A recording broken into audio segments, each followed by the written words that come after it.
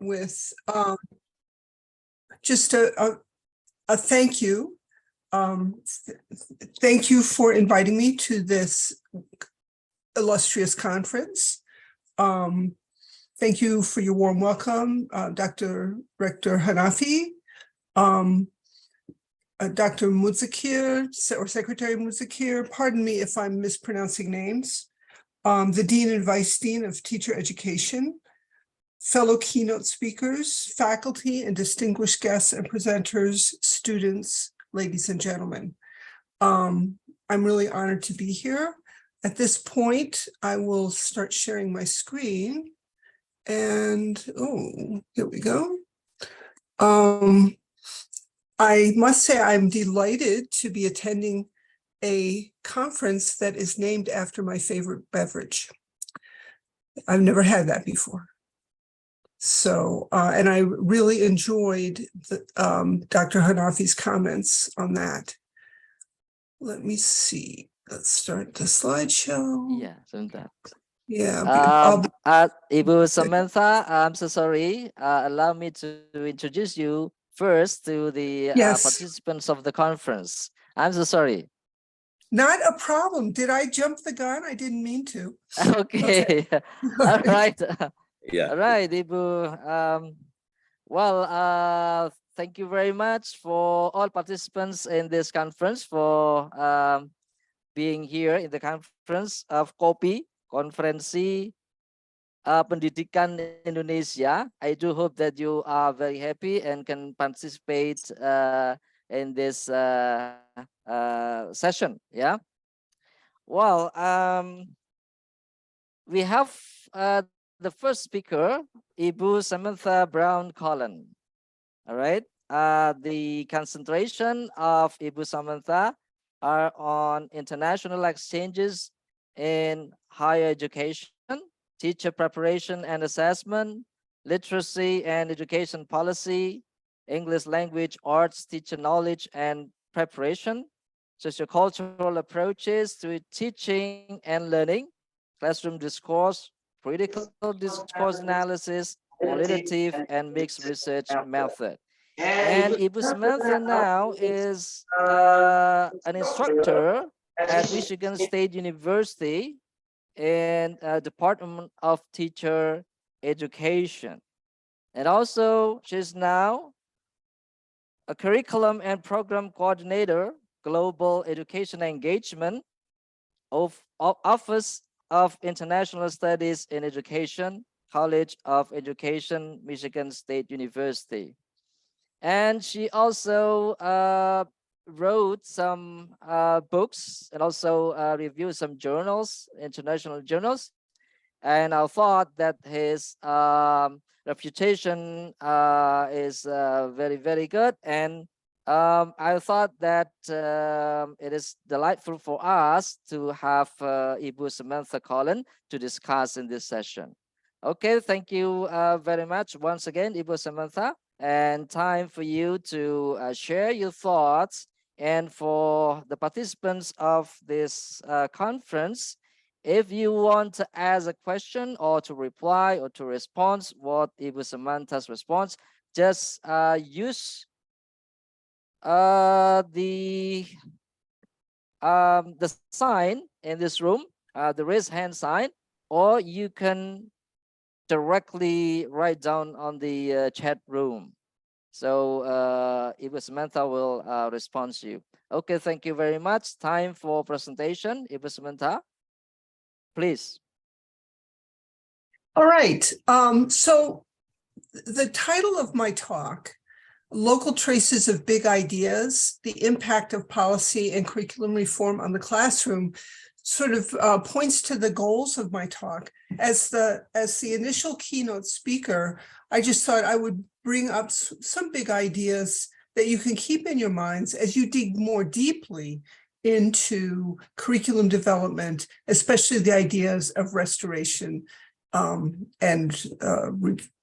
recovery. So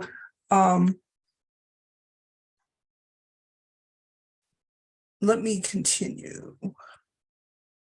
Okay. All right. I'm trying to make my slides go, and they are not. Just a second.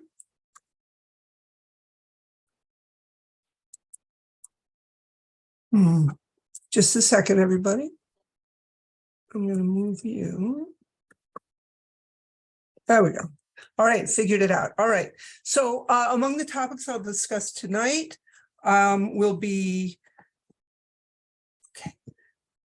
defining and discussing the idea of policy, defining curriculum, considering curriculum reform in the United States, international trends, and in Indonesia, and discussing current curriculum policies in Indonesia in relation to teaching. So defining policy, I'm trying to turn off the, pardon me, I know, I see.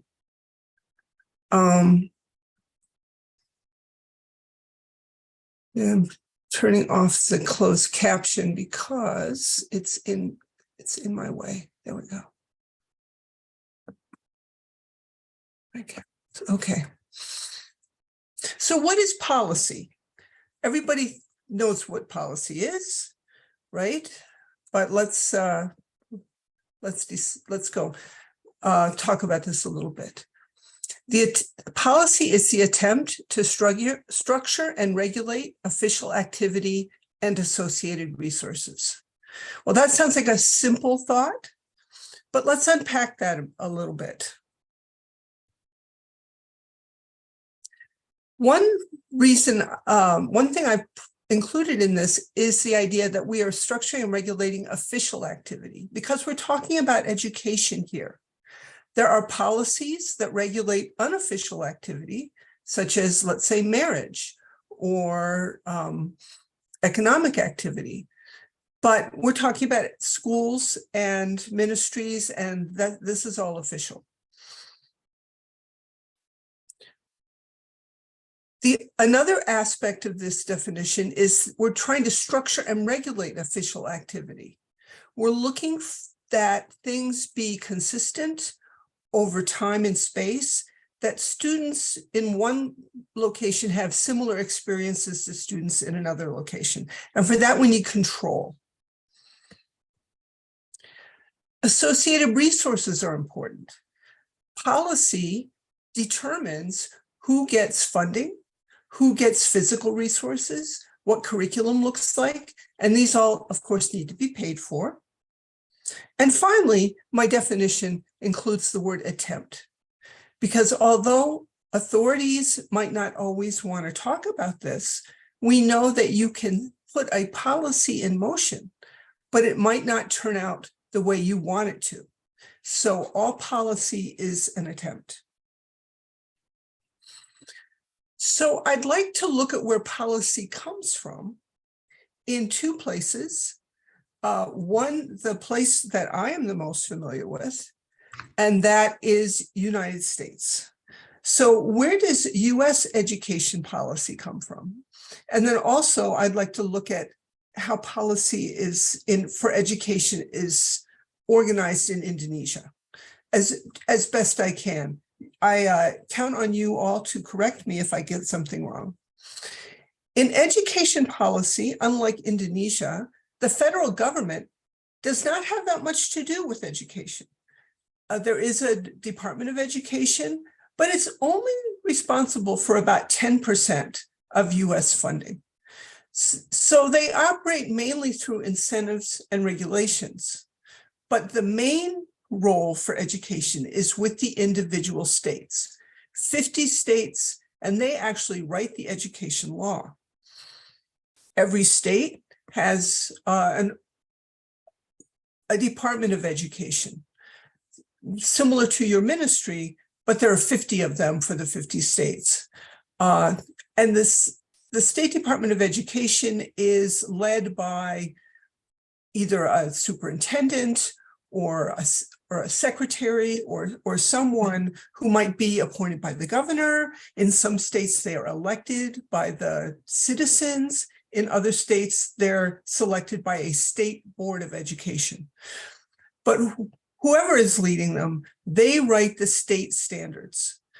along with any sort of helping documents, but they don't write the curriculum necessarily. Why not? Who does then? What does policy mean for that? The curriculum is based on standards. It must follow the standards, but it might be created by the districts. It might be, a curriculum might be provided by a professional organization. Private businesses make a good deal of money in the United States by creating curriculum for schools to use.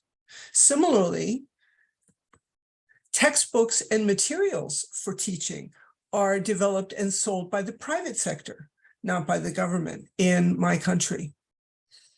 So when you get to the building level, you may find that the curriculum is decided by the district, that every elementary school, for example, may follow the same curriculum, or it might be decided by the department. So maybe the English department in a high school will decide on the curriculum for their department, or the individual teacher may be in charge of the curriculum in their classroom. It's different in different places. But teachers, using the curriculum, write lesson plans and teach children to meet standards. So so as you can see, there's a lot of different possibilities here.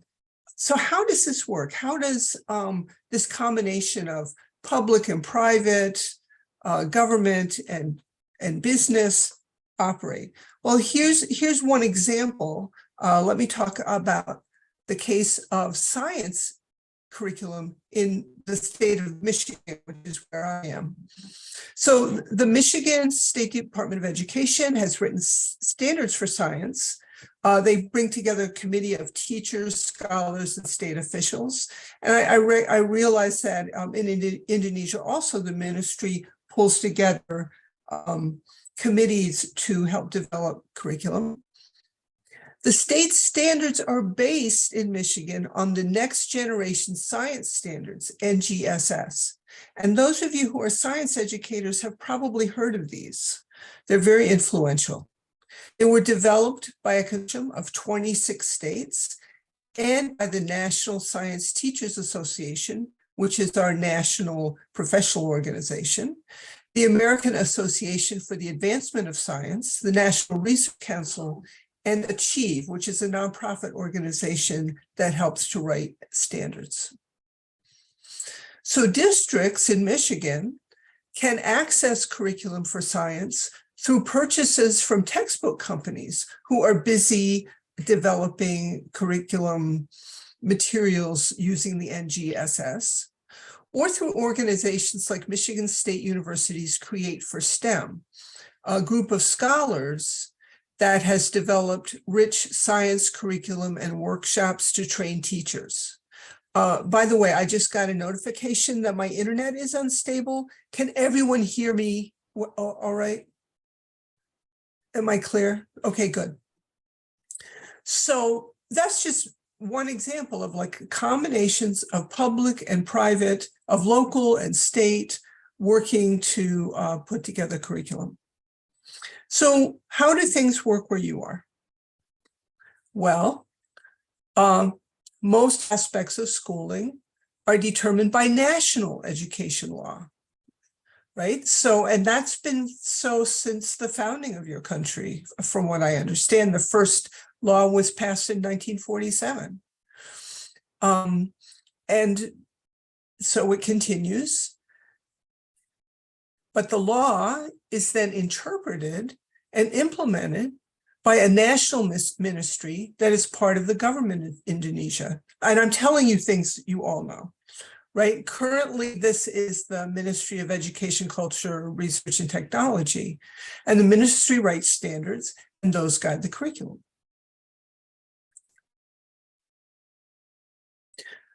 The ministry also provides curriculum materials, currently through the government websites.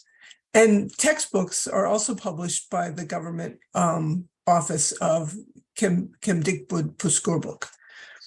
So everything's coming from one place. And this, of course, builds consistency and coherence. Now, under current law, districts and schools currently have some choice in curriculum. So, for example, they may choose to teach curriculum 2013 or curriculum Merdeka. And they can also use more local materials than maybe used to be the case. Still, most materials come from the government still, am I right? So, and of course, the teachers draw on this curriculum to develop syllabi and lesson plans and implement district choices and the national curriculum. So at the end, wherever the curriculum comes from, the teacher is the one that has to make it work. So we have really different policies and structures here, right? In these two great countries, the United States and Indonesia. So what accounts for such differences? Where do they come from? Why did Indonesia choose this sort of vertical structure and the United States choose this sort of branching structure? What might account for this? Okay, all right, I'm just checking the chat. So I would like you to think about this. One thing I would point out is that these differences sort of illustrate a source of conflict in decisions around curriculum, no matter where you are. A conflict between local governance and individual freedom, maybe of teachers' freedom to choose, students, families, versus a movement towards consistency and control. Now, local governance and individual freedom do not just belong to the United States, nor does consistency and control belong to Indonesia. If I will be talking in a few minutes about movements in the US to try and make the curriculum more consistent and more controlled by sort of bigger institutions. And in Indonesia, if you look at curriculum Merdeka and recent policies, there's a move to create more individual choice, more freedom for the teacher to choose, and also more local control. So both countries work with both directions, but the emphasis is different and the history is different. And also these things reflect sort of larger values, political values, social values, cultural values. So here's my question for you, and I'm going to pause for a couple minutes to let you think. You can write in the chat, you can raise your hand, and Henry will see you. But which do you think promotes higher achievement, intellectual and social growth, and better life chances? More freedom or more control? There's no one right answer, by the way. I just want to hear what your ideas are.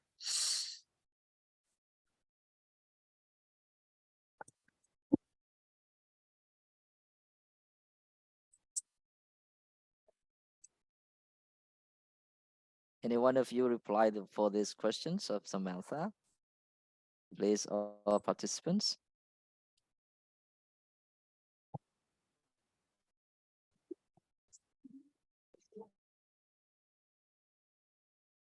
It depends. I love it. That's true. But it depends on what. You can't get off that easy.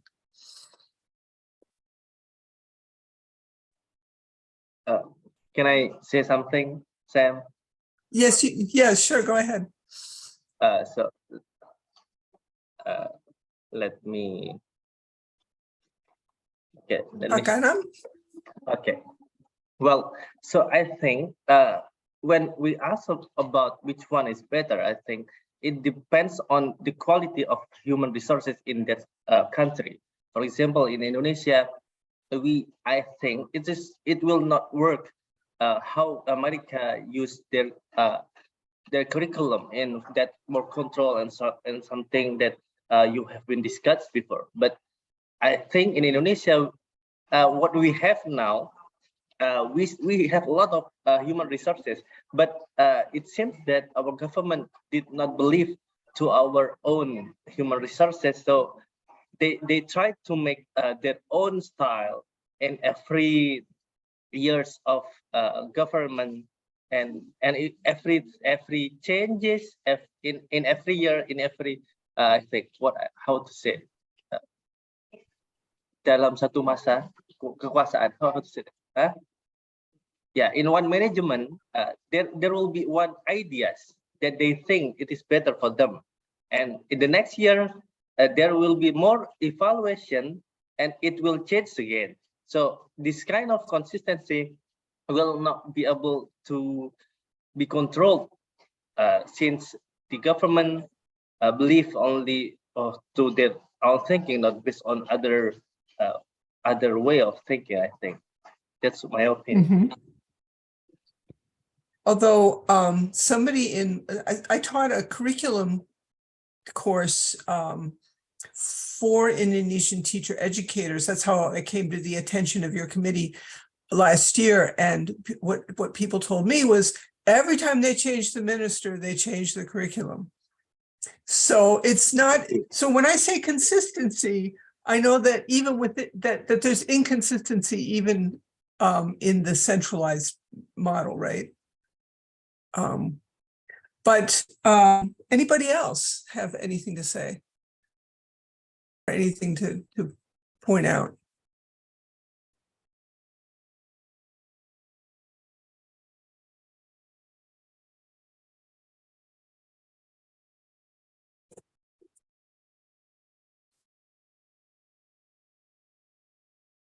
The secretary pointed out that education can't be separated from other areas of life, from politics, from religion, from values, from society. Okay, so I think that accounts for a lot of the differences, and so think about that as we continue.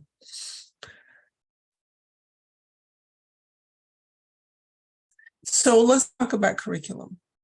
I'll be brief here because I think I've already sort of introduced that idea, but there are some common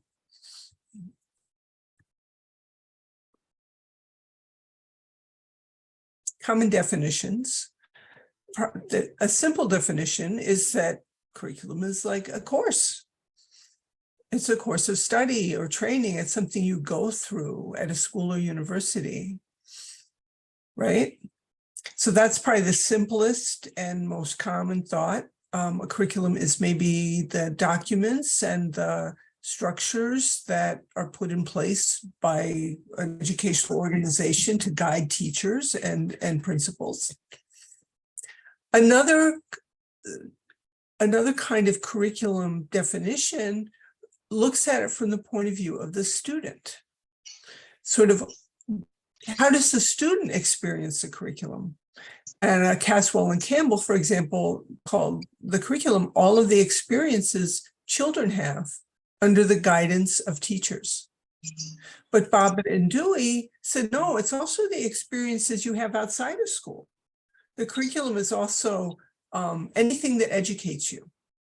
So that's something to think about. And some theorists have talked about what's called the hidden curriculum, sort of the ideological and subliminal message presented within the overt curriculum. Well, what the heck does that mean? So some of you are familiar with this, but so for example, if you look at science again, I talked about science before, curriculum is the topics, curriculum is the, how do you do science? How do you become a scientist? But let's say at a particular school, the girls in that school are not encouraged to take science classes. If they do take science classes, maybe the teachers don't call on them. So what's the hidden curriculum here? The hidden curriculum for girls might be, you don't belong here. You know, you really shouldn't be doing this. The boys may be thinking, I guess girls can't do science. So there, that might be the hidden, that's an example of the hidden curriculum. My favorite definition of curriculum was stated by the late Arthur Appleby, who said curriculum's a conversation. It's an ongoing conversation among disciplinary experts, educators, and students. And it involves high quality language experiences. So it's not dumbed down. An appropriate breadth of materials to sustain conversation. All parts of a high quality curriculum are interrelated. So you want coherence. And instruction is geared to helping students enter the conversation. So it's not, students aren't just listening to what the teacher's telling them, but they're engaging in the conversation also. So I really like that definition.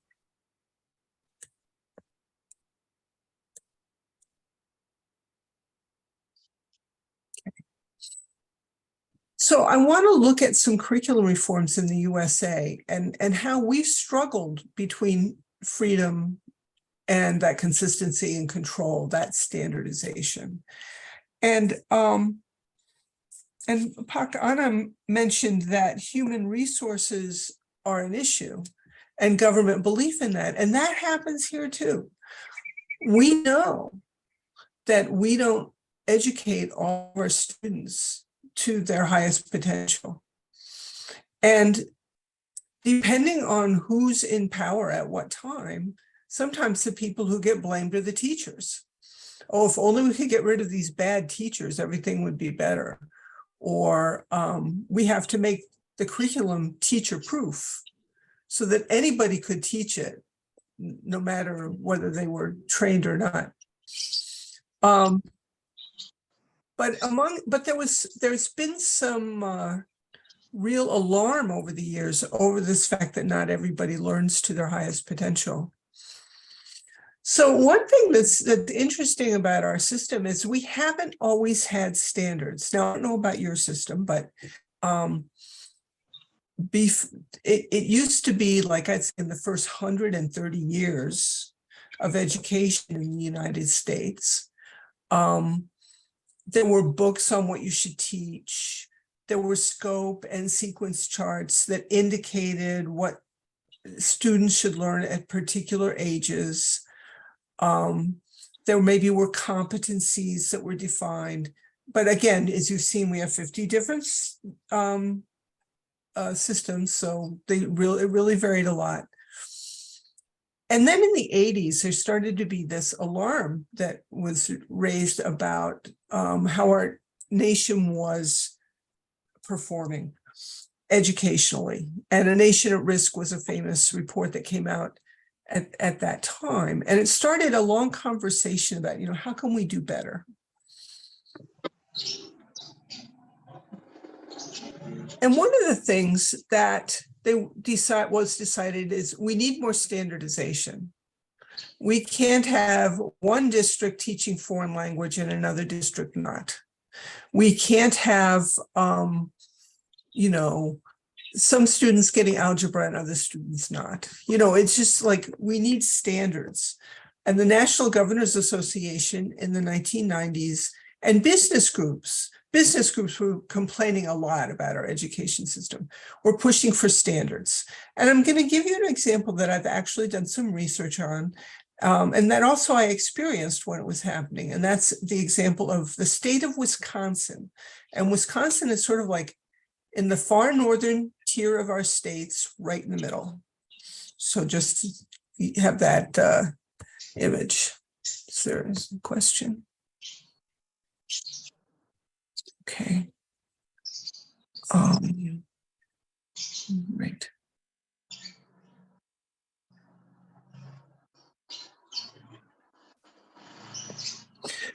Now, the two characters here I'm going to introduce are the governor of Wisconsin at the time, Governor Thompson, and the state superintendent of public instruction, John Benson. Now, these two guys didn't agree on much of anything. They didn't like each other. One was a Republican, the other one was a Democrat, but they were both elected state officials. And they both agreed that standards were necessary. They both believed that students could do better and that standards would help. So they said, students can reach the higher academic levels expected of them if these expectations are stated clearly and precisely. Once these are stated in the form of clear, rigorous content standards, districts and teachers will make needed changes in curriculum, teaching, and assessment, and students will put forth the extra effort to meet the higher expectations. So that was the belief in the 90s, that we just aren't being clear enough in our expectations. And if we were clear, everything would be better.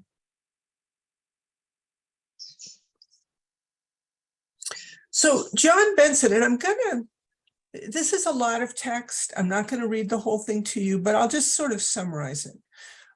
John Benson, who was a longtime educator and the director of public instruction, put together these groups all over the state to write these new standards. Teachers, professors, family members, business people.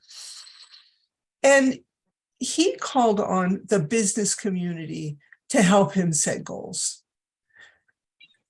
And he said, not only must today's students learn advanced academic skills, but they must also gain the flexibility to learn and adapt to changing conditions and job demands throughout their lifetime. So here you see, these are some of the things that influence policy and influence curriculum. What is schooling for? And that is a question I would like drop in your heads. What is schooling for?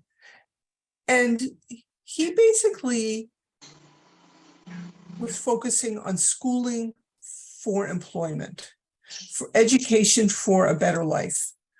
So there's two discourses justifying standards: education as training for business, and the need for continual innovation to keep up with global competition.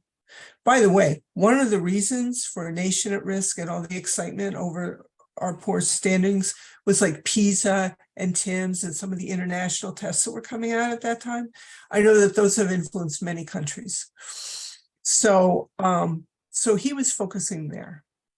Well, what about our governor, our conservative governor, Thompson, said, we can't keep putting up with students leaving schools without having learned the core set of skills and knowledge they will need to be successful.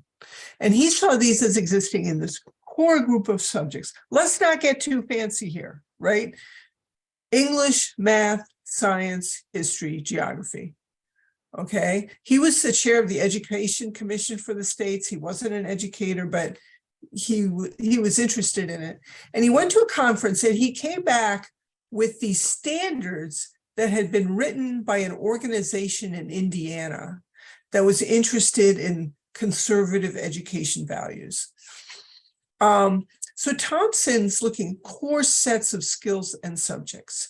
He wants a simpler system, easy to understand, and so that everyone can achieve. So he basically says to Benson, throw out your standards, we're going to use these. Even though they weren't written by people in Wisconsin, we're going to use them.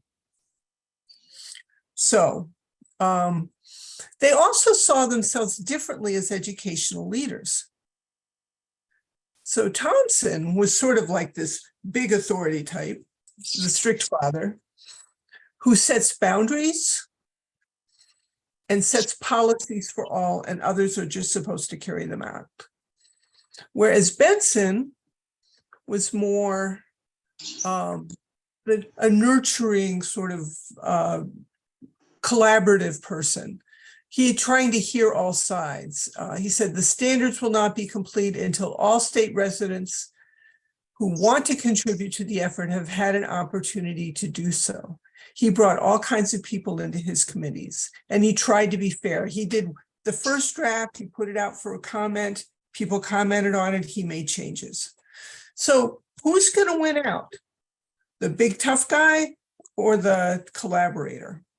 How was this stalemate resolved? Now, this is, by the way, this is the 90s. This kind of stuff's going on in every state. So I'm just giving you one snapshot of one state at this moment in time.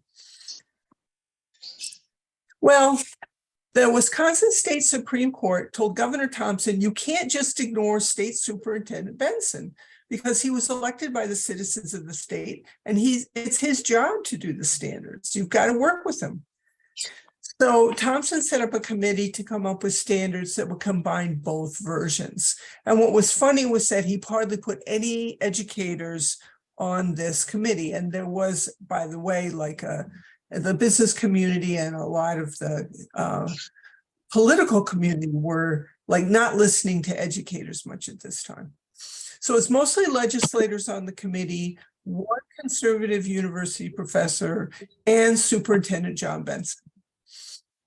However, the staff that wrote and distributed the standards were officials from the Department of Public Instruction.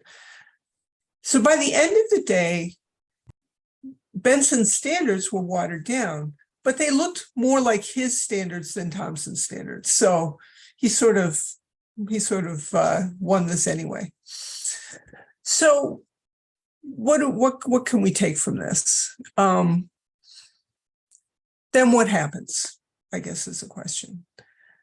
I was actually, at the time this was happening, I was a high school English and theater teacher at a small town in Wisconsin. So I remember when these standards were, the drafts were going out and people were commenting on them. I think I commented on them at one point. And also when they were finally published and they were handed to us and we were told, okay, now you have to use these. So I know that these eventually do make their way into the classroom. But the standards weren't the end of it, of course, as you might guess. And there was the state standards, and also every national professional teaching organization was writing standards that the states could use as resources. But what everybody wanted to know is like, okay, we've got these standards. How well are students measuring up? How are they doing? So that started the growth of state assessments. Not all states had state assessments.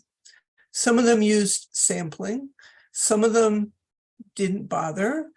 Some of them only let's say, gave tests in like the 4th and 8th and 10th grade, that kind of thing. So, but now there was like kind of an explosion of standards. And they varied in rigor and quality. There's one in the United States, because of our Constitution, we can't have a state test that has any consequences.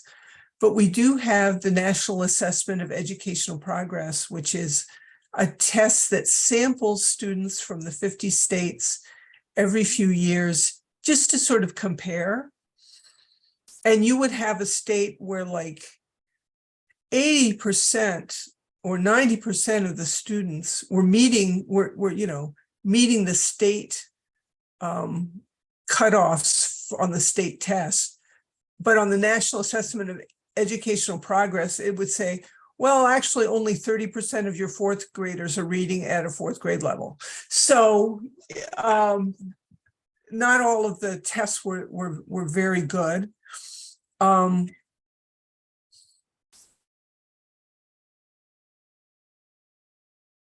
But whether they were good or not, in 2001, President George W. Bush and Congress passed the No Child Left Behind Act. Some of you who studied education history may have heard of this. it dictated that if you wanted your school to get federal money, which is what paid for your special education and your inclusive education, you had to test all children from 3rd through 8th grade in math and literacy. States, districts, and schools with poor outcomes would be penalized. Well, suddenly things got very serious in the testing arena, because, there were all of these students who were being tested every year. And as a result, this I think was an unintended result, but a very serious one. Elementary schools and middle schools started focusing on math and literacy because those were what were tested every year, and neglecting everything else. So there were students in some districts who never really studied social studies till like 4th grade or 6th grade, and did very little science until middle school. So that is, so you can see that a policy, you've got this federal policy that you would think wouldn't have that big an effect because the government doesn't run the states. But the states took this very, very seriously because there was money attached. And so they said, look, you got to get your math and literacy scores up, or we're going to be in trouble here. And so schools would say, well, okay, we're going to have a literacy block of 3 hours in the morning and a math block of 2 hours in the afternoon, and everything else will just have to be squeezed in there somehow. So I have lots to say about that, but I won't, because that's not what this is about. But it's just an example of how policy influences curriculum. Okay. So at this point, I'm just going to stop. And are there any questions about that example, about policy and curriculum?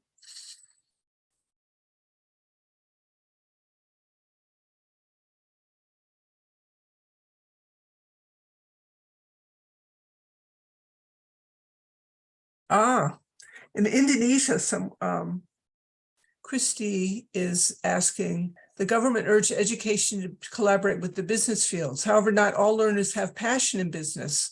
Probably it will create other problems. What do you think to do with this phenomenon?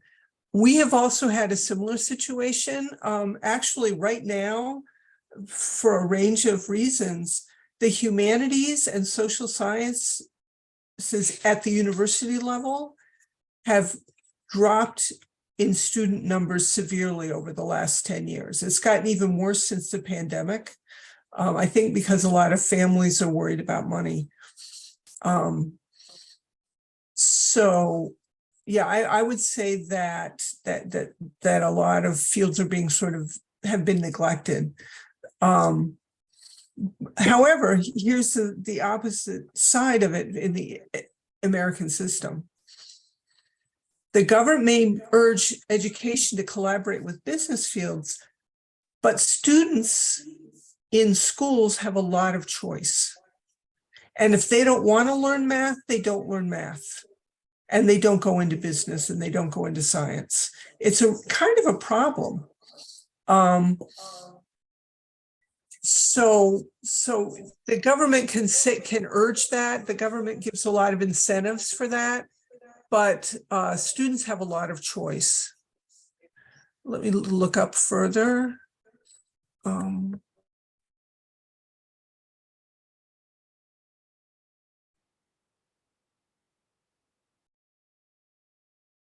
Yeah, I would say U.S. education and competency-based learning.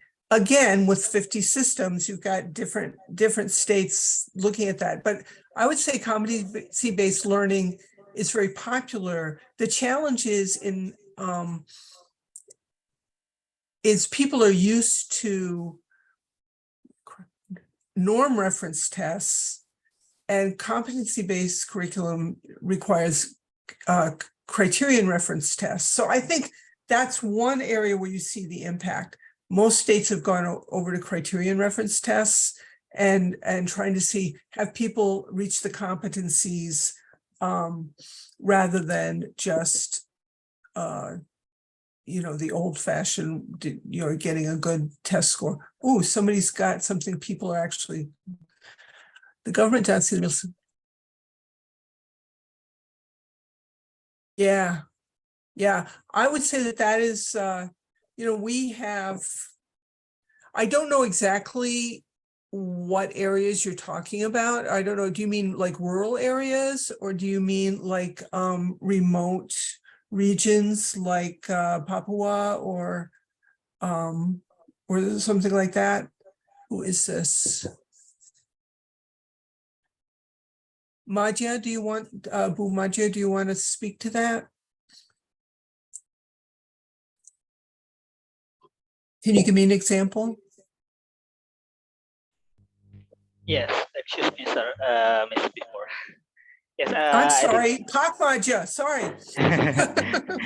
Yes, this is, I'm sorry, ma'am. Here I would like to say that actually sometimes in Indonesia, there are, as you said before, that almost like the culture, yeah, different minister and different curriculum. So the curriculum in Indonesia always change.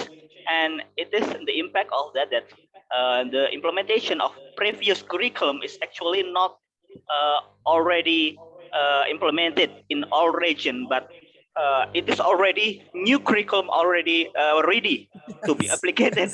So it makes, yeah, the question is, what is the indicator to make the new curriculum in the previous curriculum is not applied in all regions, but the new curriculum is ready to be applied for our region in Indonesia. So how can the new curriculum can be applied? So because not curriculum, actually not already what we say already applicate the previous curriculum itself. So it is maybe the government, I think they didn't look or take the real sample that can represent each region in Indonesia to make the new curriculum itself. So what we call it standard, yeah, the standard of education in Indonesia maybe still the government didn't make it suitable for the students' need itself. They just take sample from some school, from some region that actually it's not all the school in that region have the same Resources, condition. right? Yes. Yeah, Like right, that. right. Yeah, Thank you. that's a huge issue. In fact, I would say that because all of our districts are funded differently, like even within a state, the amount of money per student can vary wildly. All right. So you may have schools, for example, where they just don't have enough science labs, but they're expected to teach, the ambitious science curriculum too, right? And I think that is true in most countries, that you have schools that have different resources, and they still are supposed to do this, come up preparing people for the same universities, the same future. And I think it's a real challenge. At the risk of sounding overly optimistic, because I know that the new curriculum is a challenge for everyone, I would maybe take heart that the curriculum Merdeka is at least promising that's interesting, is at least saying, oh, well, local areas can have more freedom to choose what directions they might go in, what curriculum they might choose. Now, I know it's a limited choice, right? But still, maybe the thing to do is to say, okay, what do we need here? And let's really go for that. Let's make our own decisions regarding what the most important aspects are, and let's really put our resources there. So it's kind of a vague answer because I don't know the situation as well as I should, but it's something to think about. What do you think?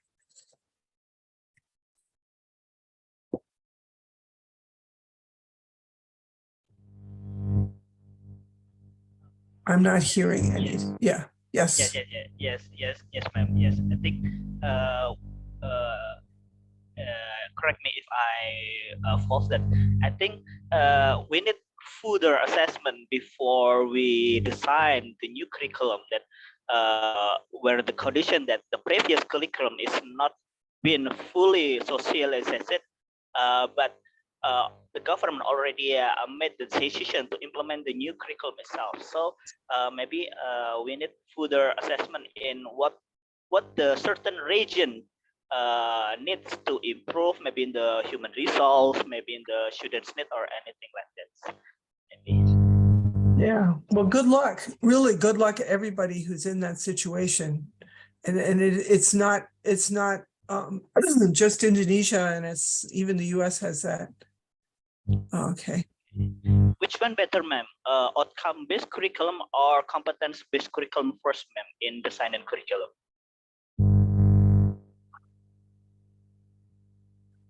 Oh, geez. I don't know, frankly. I think it's like that earlier response. It depends. Outcome-based.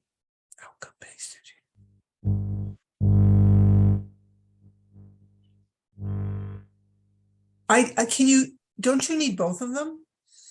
I mean, to get a certain outcome, don't you need to develop certain competencies? Maybe because some. I don't know which you would put first. It's just, yeah. Yes, That's but we all have to figure that out, I guess. Yes, yeah. Because some curriculum, some education system in Indonesia, they suitable their system to the factory or company. Yeah. So in factory system, maybe for vocational high school, they already suitable their system to the company and their industry. But some of the schools we cannot judge them by the industry outcome or industry competence. Maybe we need to see the students' competence itself, not just preparing the students to itself. Maybe any others. Yeah, big questions, Park. So I'm going to move on to look at some international trends in curriculum reform, because I think we all are coming up against I think there's some big ideas that are really popular now. So some of you may be thinking, oh my goodness, this woman's just talking about politics and government, and what about learning? What about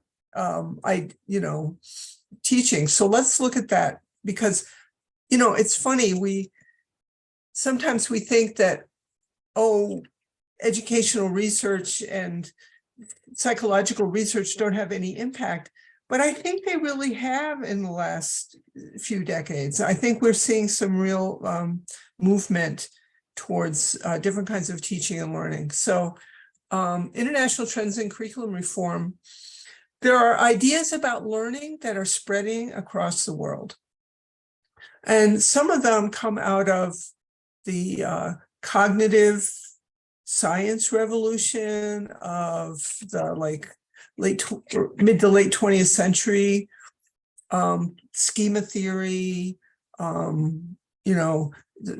the brain works to make connections between what you know and what you don't know, constructionism, sort of like we actually build ideas, and we don't just take them in. We're not just sponges, we're not just containers for knowledge, but we actually have to engage with it.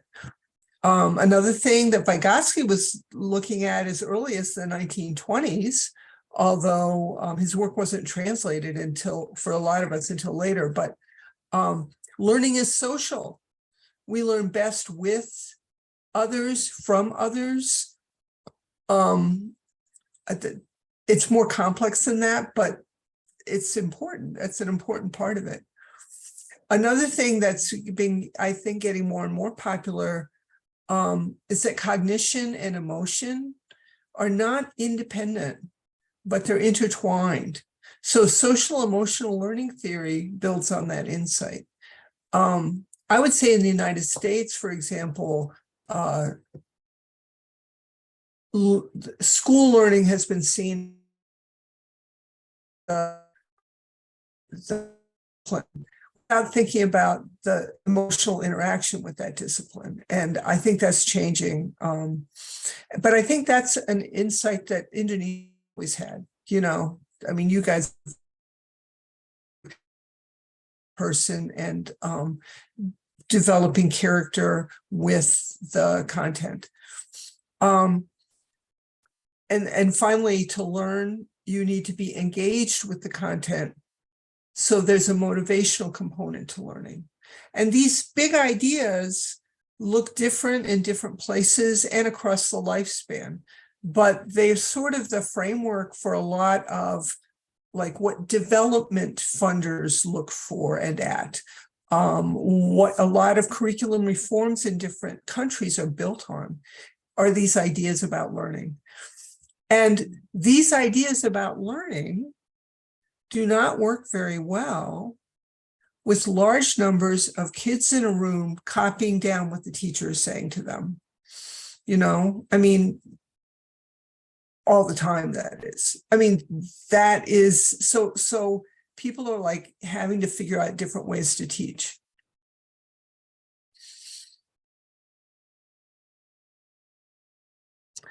So motivation is something that was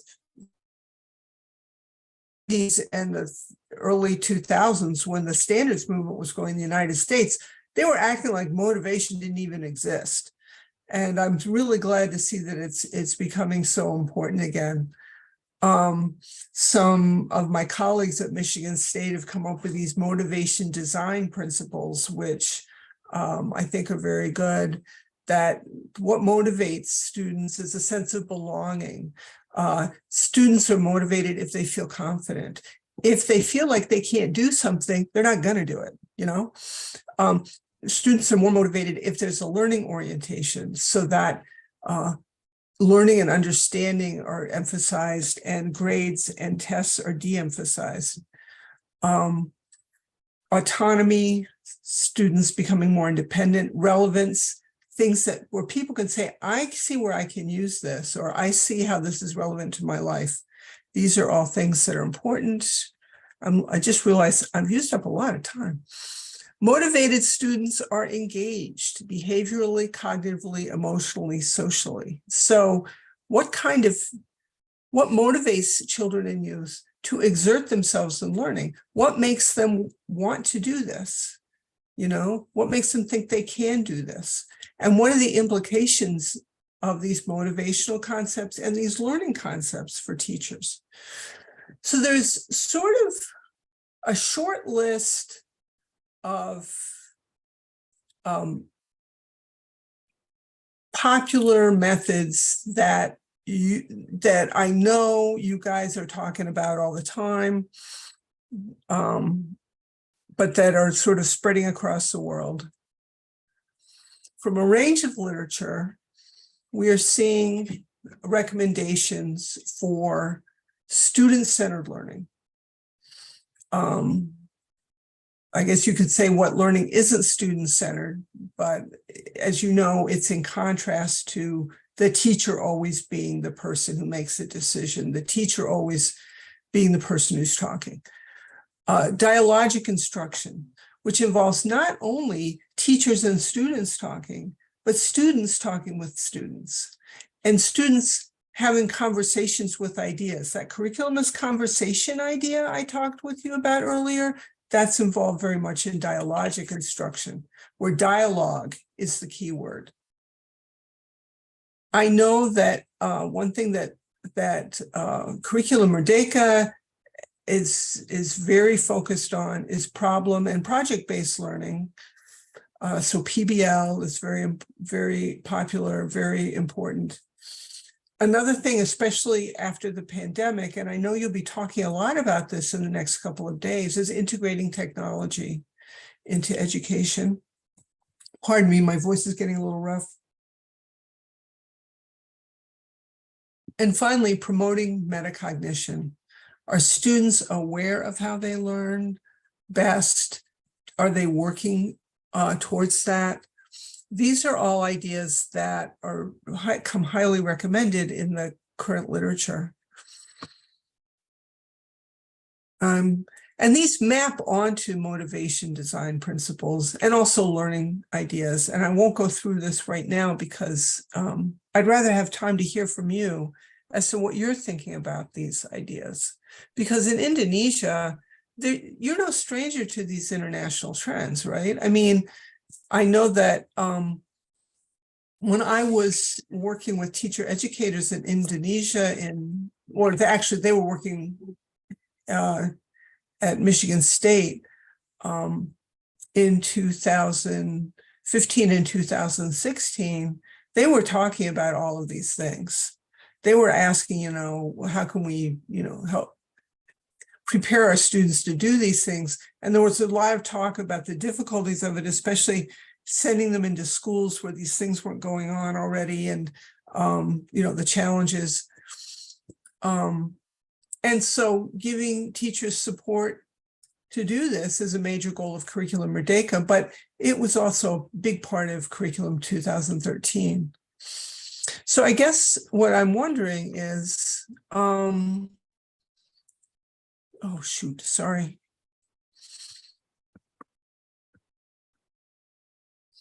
Why are these so challenging?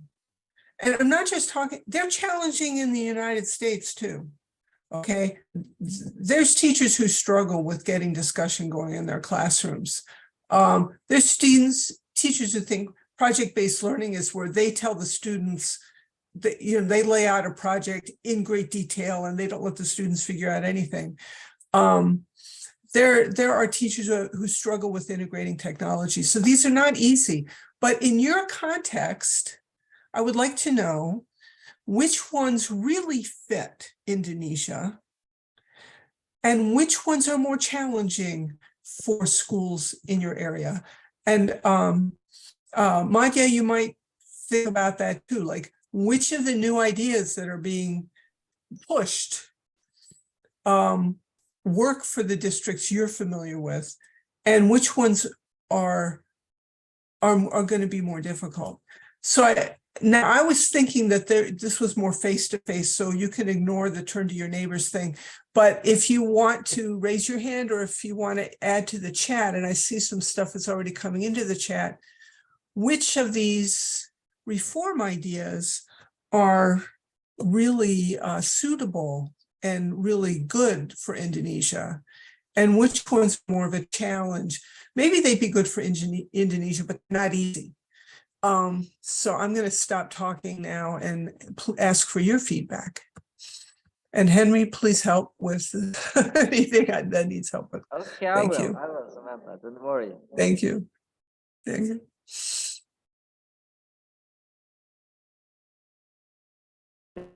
Maybe there's someone to respond about this questions from Samantha.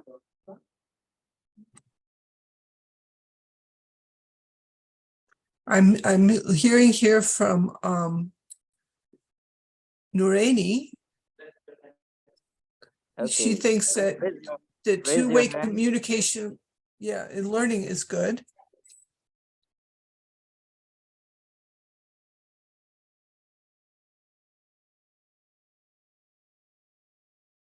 I think you're right, Nureni. I think that I mean, this is a key to getting students who will be independent learners when they leave school, is getting them to talk to each other in school and to talk with the teacher.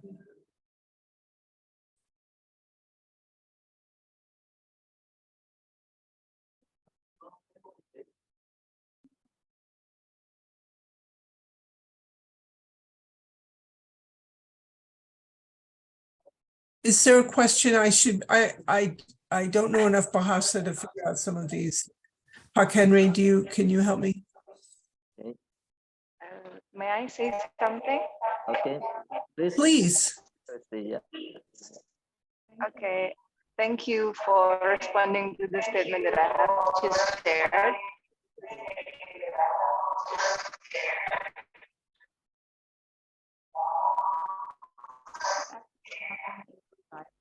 This is actually of the learning in Indonesia. As you say just now that teachers is becoming the center of learning. You're a little And- echoey. Sorry, there's a technical. Oh, turn off your speaker Okay, okay, while we you're had it. talking. So sorry. Okay, No no problem. again. Just to respond to what you have just told us just now, that teachers has becoming like the focus of learning, and the teacher seems to decide everything. They tend to not involve the students or the learners in the learning activities, and that's why when you suggest that two-way learning, when the teacher have a communication with the learners, will be much more effective, because by doing so, the teachers will know more about the learners, so that they will know more about what is like the hidden germ on the learners, so that it will be developed, and the teacher can help them, so that when they graduated from their studies, they will know what to do next for their future. Thank you, Samantha.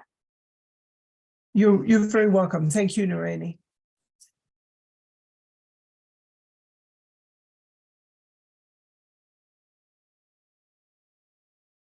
Any other comments in terms of like which, why some of these reforms are so challenging?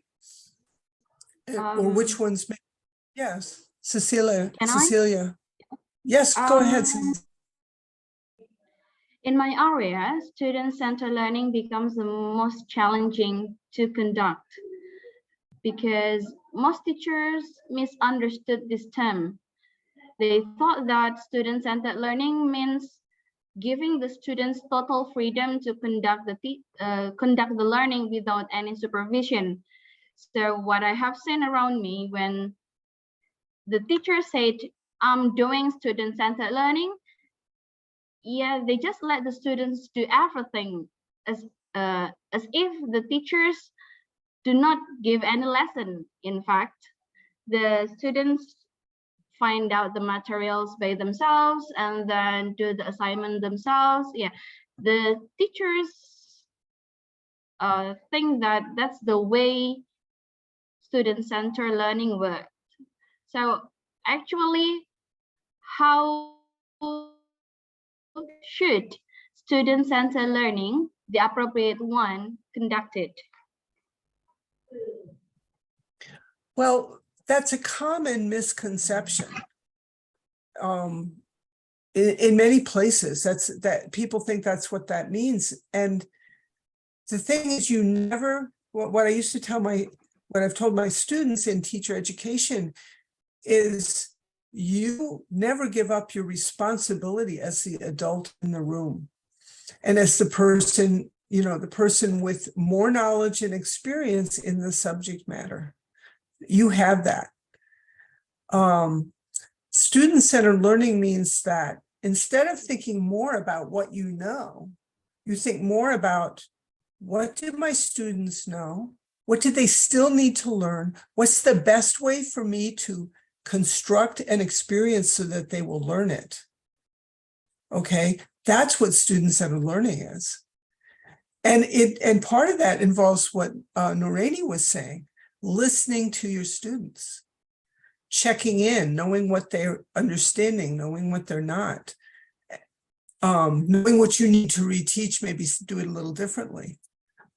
Student-centered learning is also learning new ways of teaching that engage your students better, or that they find more easy to understand. But it's not putting the students in charge. It's making their needs the center. Does that make sense? Excuse me, may I have one additional comment on that? Ms. Samantha?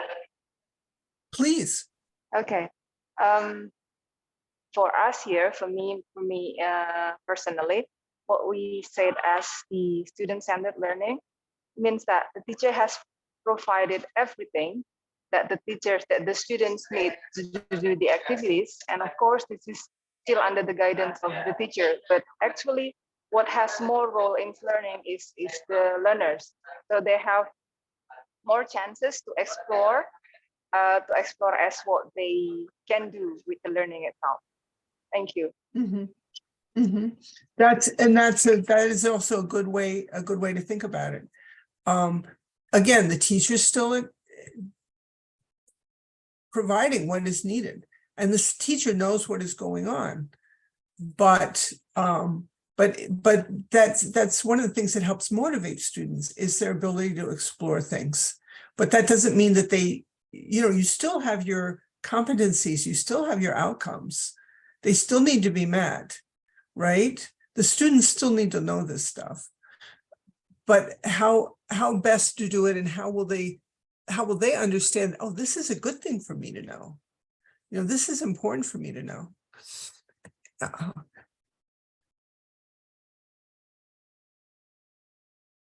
Yeah. This is really, I really like that you guys are bringing this up and going on about this, because yeah, no, that is giving me some ideas for future work. Okay.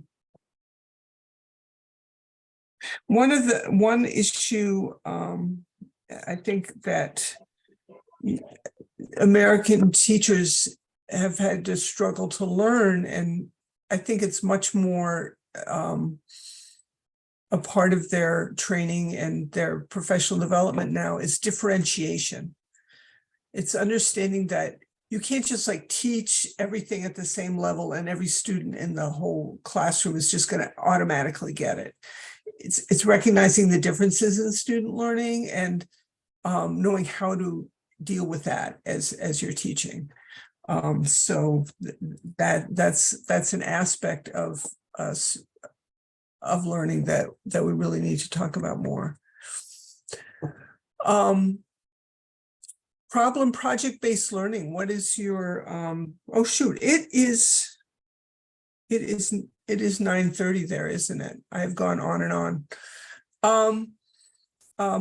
Moderators, can you tell me how much more time I have, or am I done? Actually, we are finished, Samantha. We only given 60 minutes for that. But perhaps you can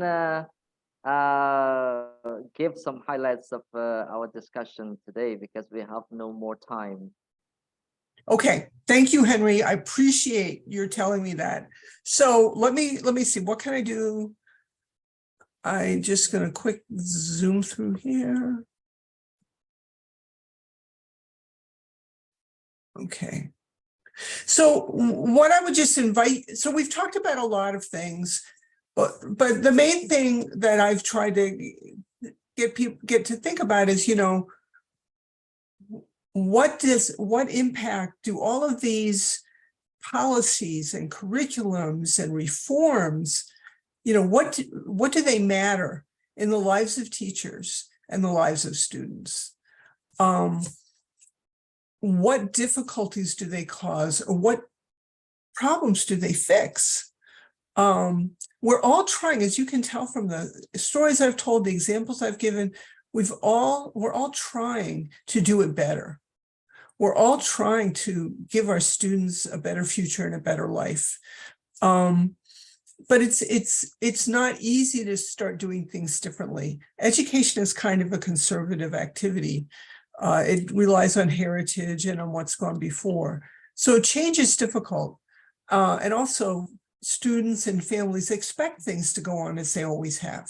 So sometimes you're fighting the community, sometimes you're fighting your own knowledge, sometimes you're being asked to do something that was never done for you or that you haven't seen.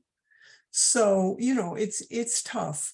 So what supports for teachers, principals, districts, teacher educators such as yourselves and ministry officials do policymakers need to keep in mind when they're writing laws, when they're deciding what resources to make available and to whom?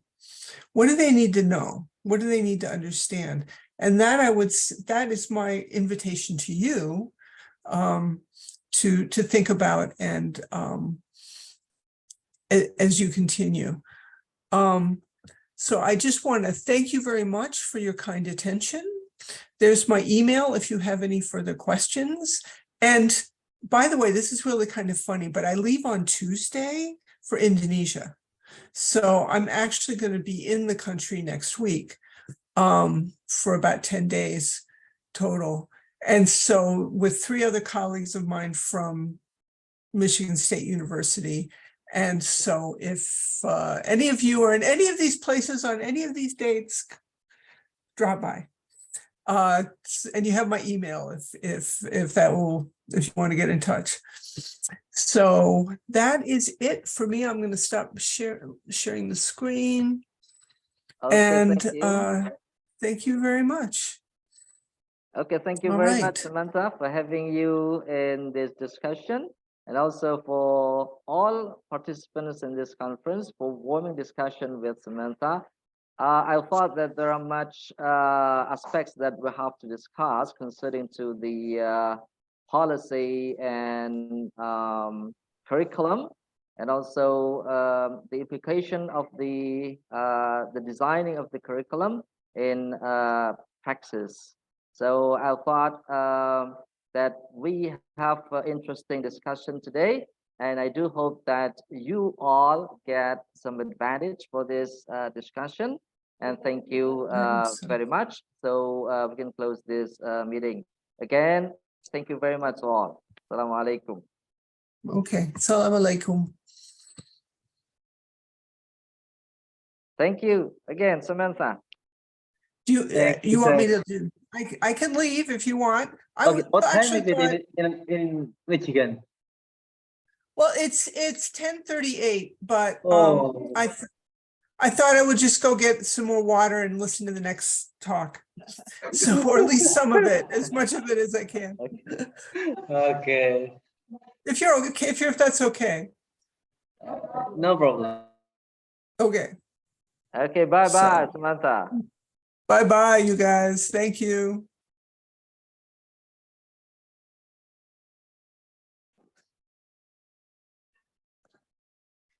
All right, to all presenters and participants, while waiting for the next keynote speaker, that is Dr. Siti Patahuddin from University of Canberra, we would like to make some, we would like to remind you again and re-inform you about the publication of the conference.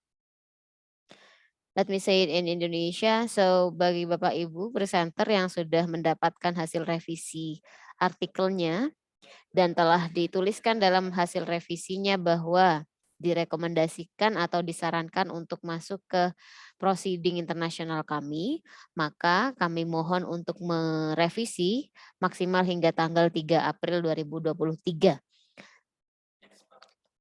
Jika tidak bisa menemukan di inbox hasil reviewnya, mohon cek juga di spam email corresponding yang sudah mendaftar ke konferensi kami. Namun jika Bapak Ibu tidak berkenan untuk dipublish di proceeding internasional, kami mohon untuk mengisi surat pernyataan yang sudah kami unggah template-nya di folder kebutuhan peserta.